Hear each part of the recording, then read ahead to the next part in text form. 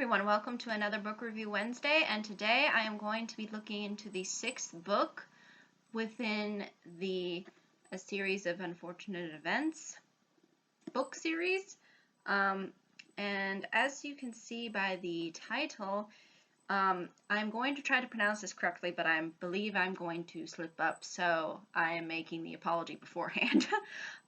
The Ersatz Elevator.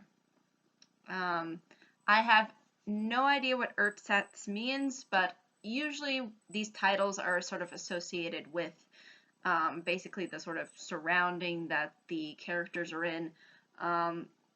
So you can probably interpret it based upon kind of on really what ultimately occurs within the story. But without further ado, let me address sort of what happens within this particular book. Now, if you haven't seen my previous videos where I discuss all of the books in order leading up to this particular book, I suggest that you look at those ahead of time because you're going to be very confused because you will have missed a lot of plot points. So I suggest please check out my first video that I did on this series and basically go in order from there, and then you will kind of understand what I'm talking about. So without further ado, let me discuss the sixth book.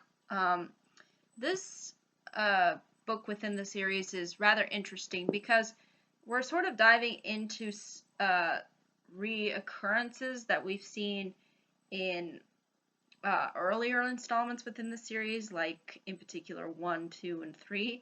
But then we're also seeing unique and interesting things as well. So there's a lot of interesting parts that sort of end up occurring. So let me kind of go through all of these points. So basically, where we left off in the fifth book, the Baudelaire orphans were put into a school, and now they are no longer at the school and are put into the care of two adults.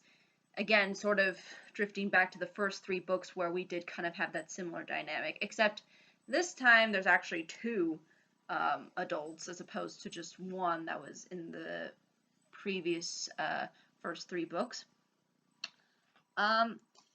And also, the title in and of itself focuses on a particular place that is also somewhat similar to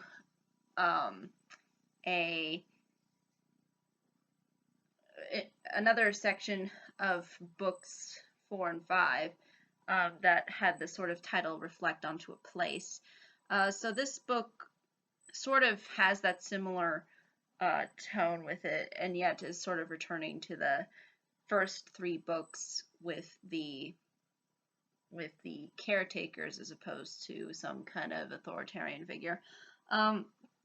So basically, the two caretakers of the orphans are Jeremiah and Esme.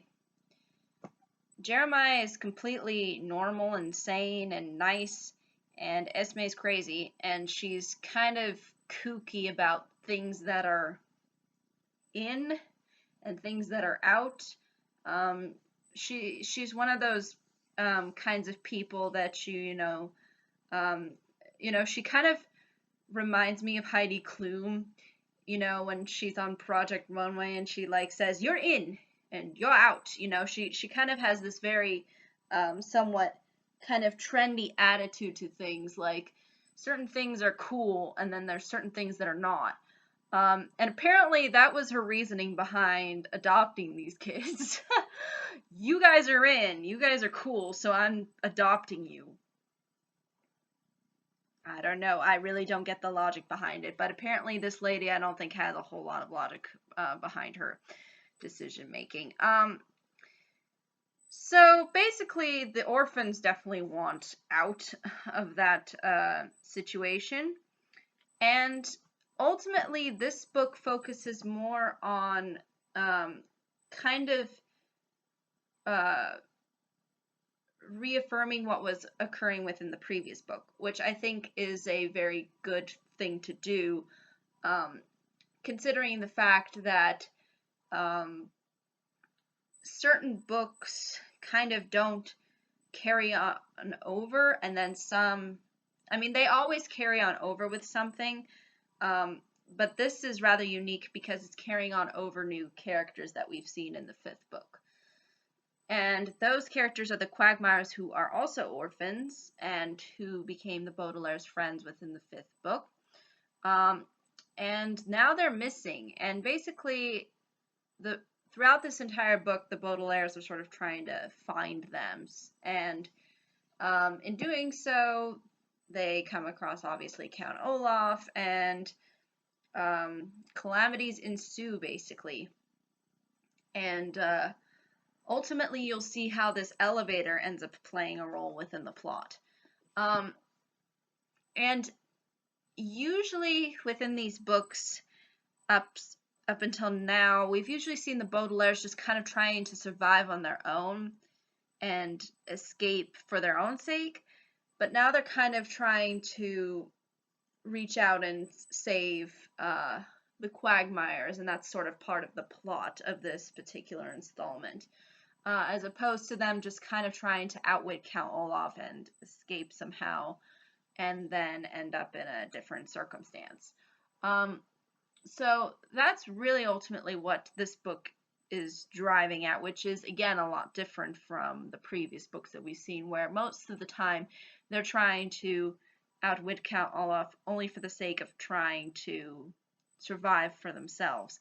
And now they have this friendship with these other orphans, and now they feel this emotional attachment and, you know, and obviously ethical obligation to them, and they therefore spend the entire length of the book trying to help them. And you will see how they do that if you choose to read the book. But really, that's ultimately all I can say about the sixth installment. Obviously, as you can see, they're still getting a little larger.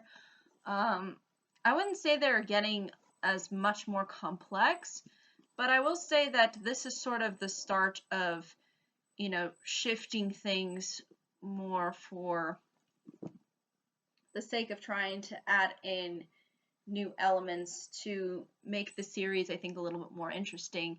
And adding in these Quagmire characters, I think, ultimately really works because we have a new sort of motivation. And it also makes you feel that the Baudelaires aren't really alone in this, because a lot of the times, especially you'll see throughout the series, they're surrounded by a lot of idiots. And so they kind of have to, you know, go through this whole, they have to go basically through all these stories and try to keep their sanity, just because there's so many incompetent people that exist throughout this series. So it's nice to see that they have some other people that are sort of protagonists, you could say, or who are actively considered to be people that have the Baudelaire interests in mind and see things on their level. And it's nice to see that the Baudelaires are sort of returning that to the Quagmires, because the Quagmires sort of were fairly active in defending the Baudelaires in the fifth book. So yeah, I think that's really, though, ultimately all I can say. Again, if there are any questions, comments, concerns, I'd be more than happy to answer them. But I think that's really all I can say about this book without giving too much away. It'll be interesting to see what all the other installments have for us. But yeah, I think that's really ultimately all the time I have really for this book and all I can really say about it. But again, if there are any questions, comments, concerns, more than happy to answer them. Thank you so much for watching. I hope you all have a pleasant day, week, month, and year. And I hope to see you all in the next video. Take care. Bye-bye.